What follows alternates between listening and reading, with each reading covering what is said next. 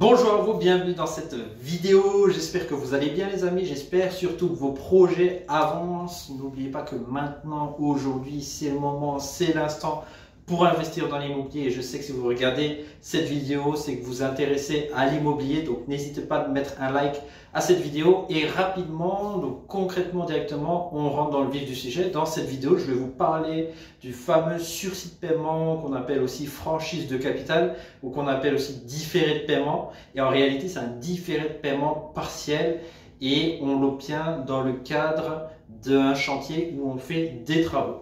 Donc souvent, les banques ont mis en place ce système pour les personnes qui veulent faire des travaux. Voilà, ils savent qu'il y a des travaux, donc ils vont devoir louer et commencer à payer un crédit. Donc ils ont permis aux investisseurs de pouvoir diminuer la mensualité, donc avoir une franchise de capital.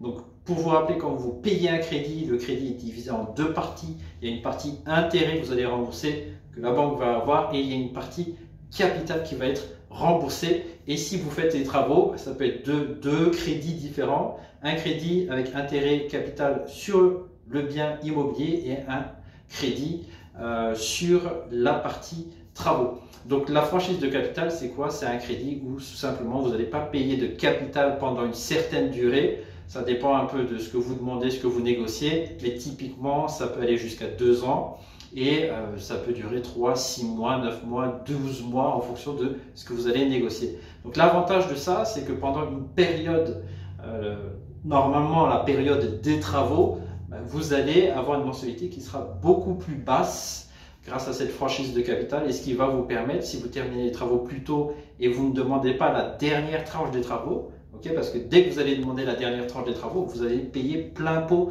votre mensualité de crédit.